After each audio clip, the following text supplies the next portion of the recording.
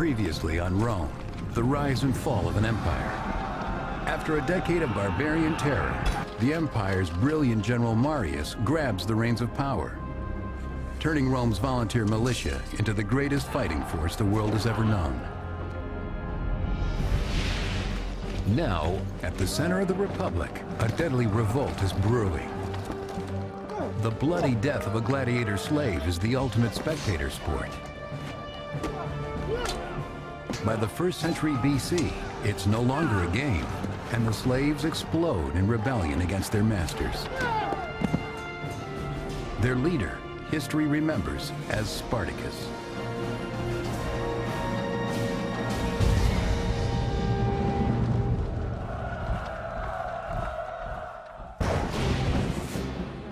Rome's powerful army and philosophy of conquest have enriched the Republican territory, treasure, and slaves.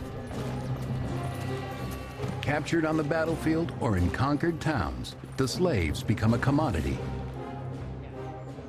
Slaves were people, and the Romans knew it, but they pretended that slaves weren't people, that they were tools with limbs and arms and voices. Between the 3rd and the 1st centuries BC, the Roman Republic expands from central and southern Italy to encompass almost all the Mediterranean.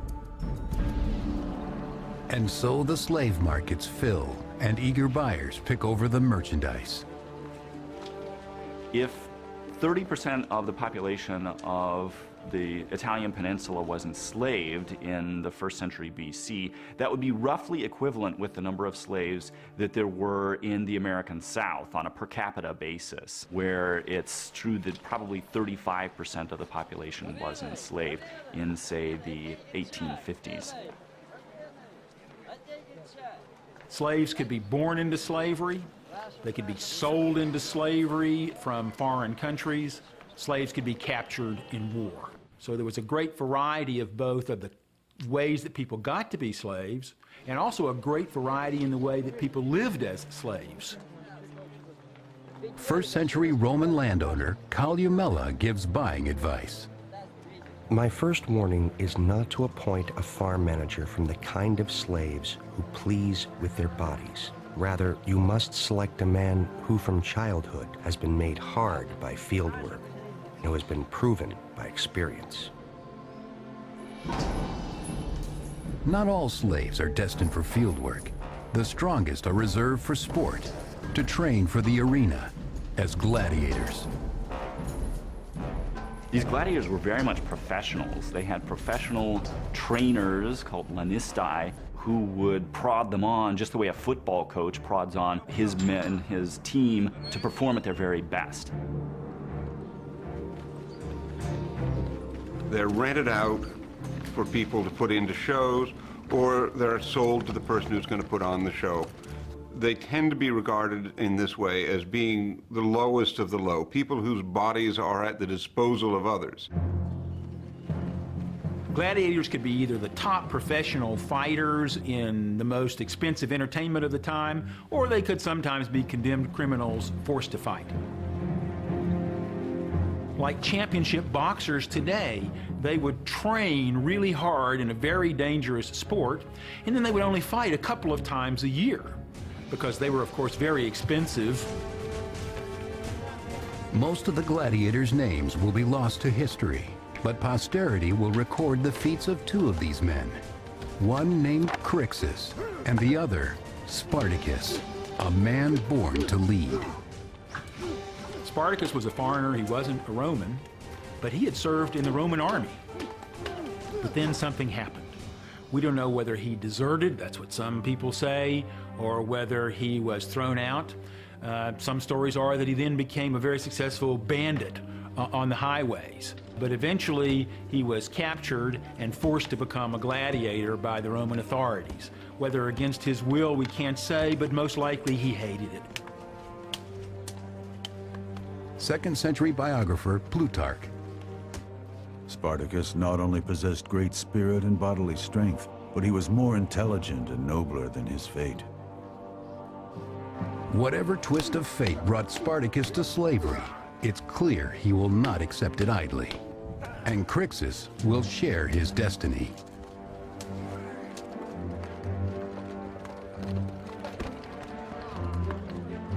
Few gladiators live to retire. Most die a horrible, violent death, whether in a small regional arena or a great coliseum.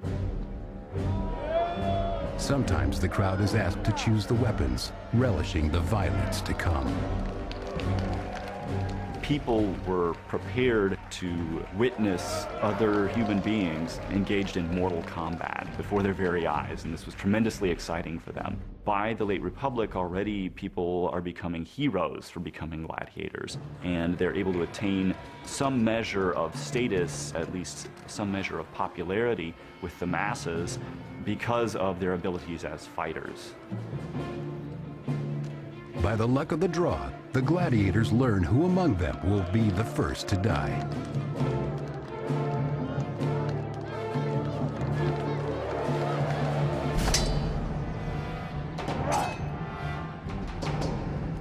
To add spice to the fight, gladiators usually are unmatched in terms of weapons and fighting styles. Whatever style they fight, their inadequate armor can't protect their lives. They had trained for months, years, so they could use their particular weapons, having to get so close that they could see the spittle in their opponent's mouth, or they hoped the fear in his eyes. And the smell of blood would have been overwhelming. This was an excitement to the crowd. It was a sign to the gladiators that their very life was at stake.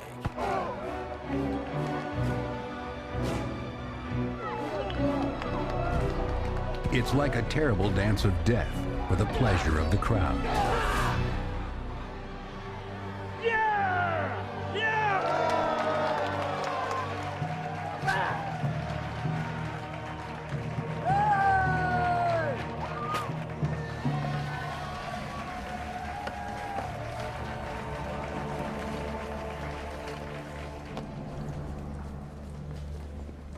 But in 73 BC, at the Ludus, or gladiator school, a group of trainees grows tired of taking orders from the Roman guards.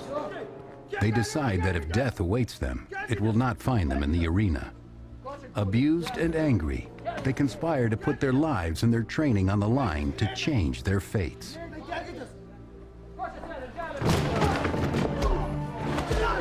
According to 2nd century historian Appian, Spartacus, joined by his fellow gladiator Crixus, masterminds the plan.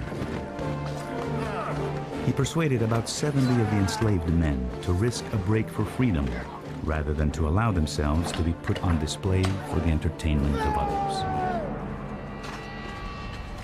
Spartacus became a great gladiator, but there was a fire burning inside him. Fire, I guess, resenting the loss of his freedom, fire desiring justice. And so Spartacus organized his fellow slave gladiators to break out and seek their freedom.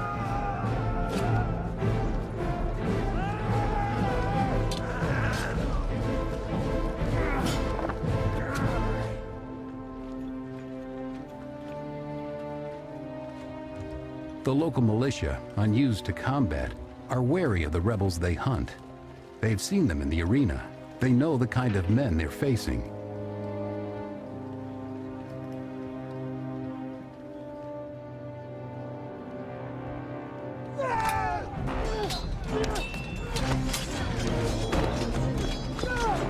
Second-century biographer Plutarch.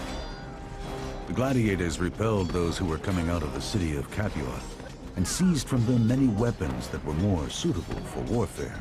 They happily made the exchange, throwing away their gladiatorial armaments, which they viewed as dishonorable and barbaric. As their leader, Spartacus takes his men from slavery to warfare, leaving Roman corpses in their wake. Having defeated the local militia, Spartacus leads his slave army from the city of Capua to Mount Vesuvius, where they seek refuge and make camp at the top of the steep ridge.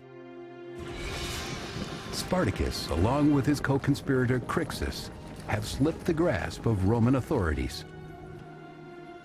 Now they must prepare their men for the inevitable battles to come.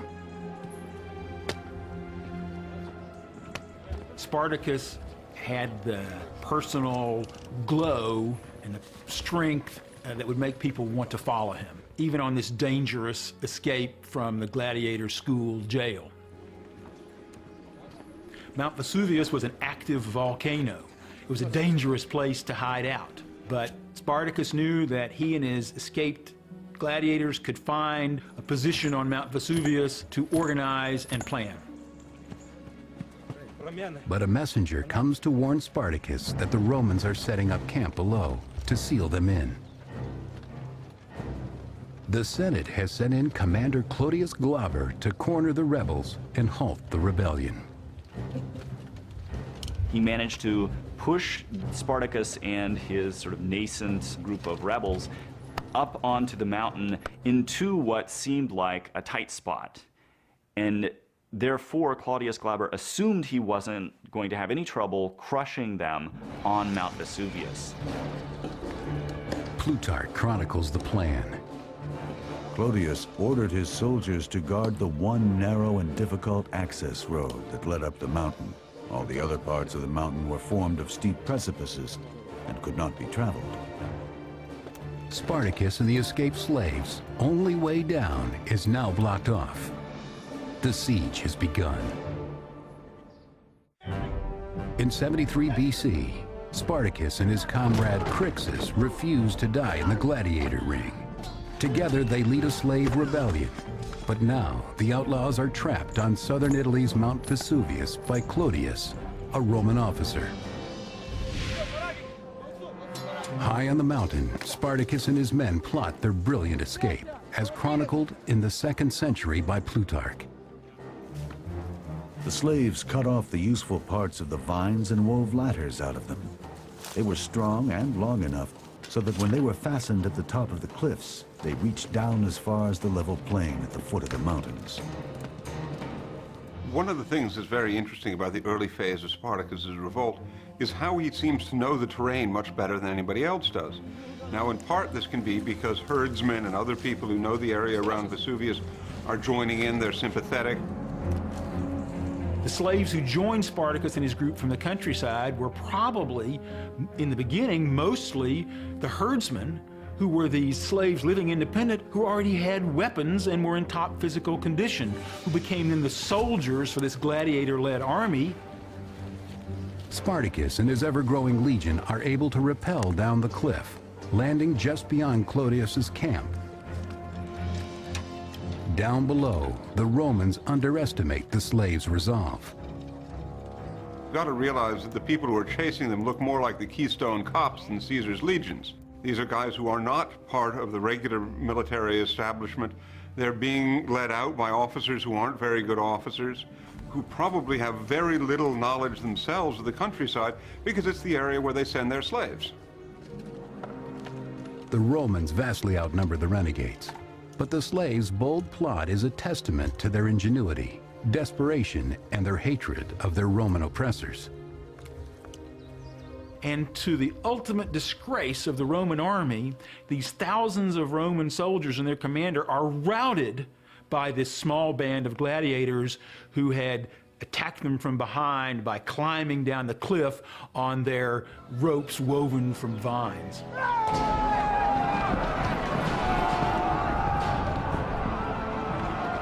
With this success, the movement grows, according to historian Appian.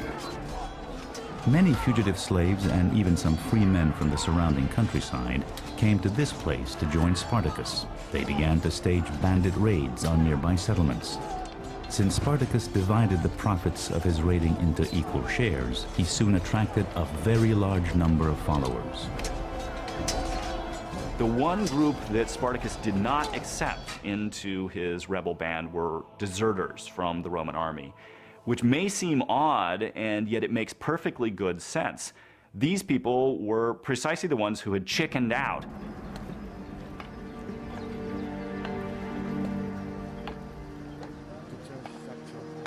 Second-century author Florus.